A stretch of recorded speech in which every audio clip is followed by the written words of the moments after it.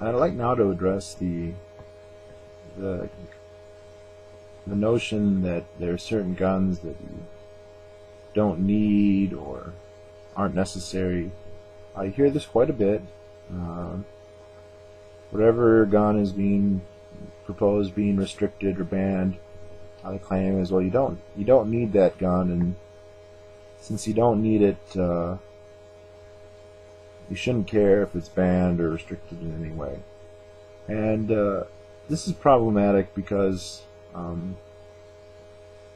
there's a needs are needs are commonly misunderstood. A lot of people come to a lot of conclusions, and they say, well, you need this, you need that.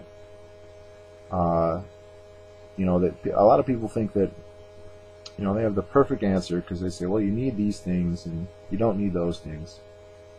But the thing is when you ask people, well, what are those needs? If you ask 100 people, you'll get 100 answers. And this should clue you into the fact that needs aren't actually nearly as objective as people think. And I know the retort I'm going to hear is, oh, everyone needs to live and everyone needs food and whatever. And that's assuming if you have certain values. I mean, there's about 1 million people a year in the whole world who decide they don't need a life, and they kill themselves. And there are other people who, though they don't commit suicide per se, they pursue other ends, say thrill seekers. They risk their lives to pursue things that other people may not value. I don't particularly like adrenaline rushes, at least to the point where I risk killing myself, but there are people who do that. And there's no scientific way to say they're wrong, that they don't need a thrill and they should be satisfied with something less. And the same comes when people want to purchase things. To say someone doesn't need, an extended clip or a fully automatic weapon or a large caliber weapon or a lot of weapons or so many weapons a month, that begs the question. I mean, that directly implies that there's an objective need that can be qualified and quantified, and quite frankly, that's not possible. Needs are based on your values, which ultimately are subjective. And I also think usually there's a lack of imagination here. I mean, I hear people say, oh, 1 gun a month, that's way too much. What if you want to get 2 that month? I mean, there's no evidence that,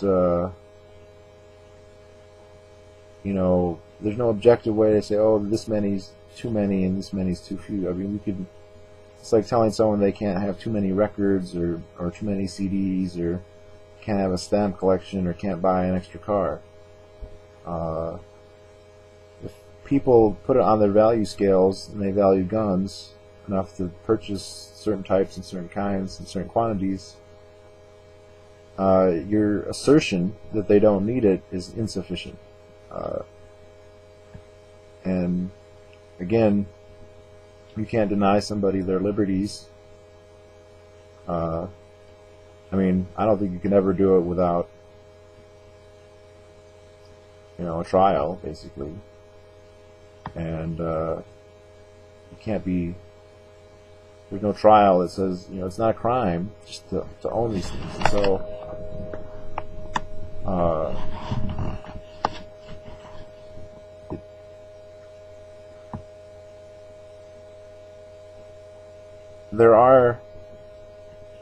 we all have different lifestyles, and some people may use these things. And every gun that's manufactured has a use, and there's a demand for that use. Otherwise, it wouldn't have been built. And just because you may not personally be inclined to ever use it, or you're not in the market for that, that's fine. I don't believe that people have to buy guns if they don't want to, or I don't believe that people have to have certain types of gun. I for one, not really in the market to ever get a fully automatic weapon, but I don't see any reason why I shouldn't be permitted to if I decided I did need one. And if I decide I need one, who is anybody else to say I'm wrong? That's like the height of conceit. So I think it's a useful tactic because for many goods, not just in guns, the market is limited. So there's only a few. There aren't that many people who buy 50 caliber rifles, and so by isolating them and saying, "Oh, you don't need those," it's a pretty smart tactic because then, it's unlikely that people who don't buy 50 cals are going to oppose you. But as people, if you're a gun owner or you're interested in gun rights, I think you should be real careful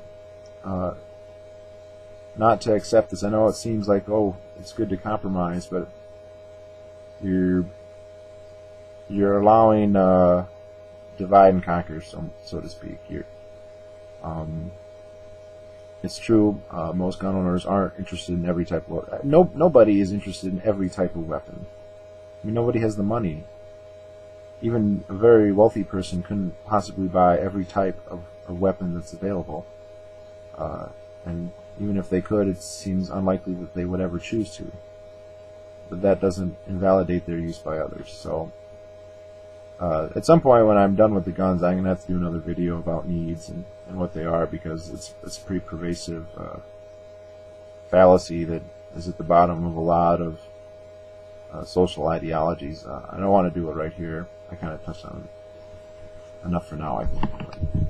I'll be up for this video.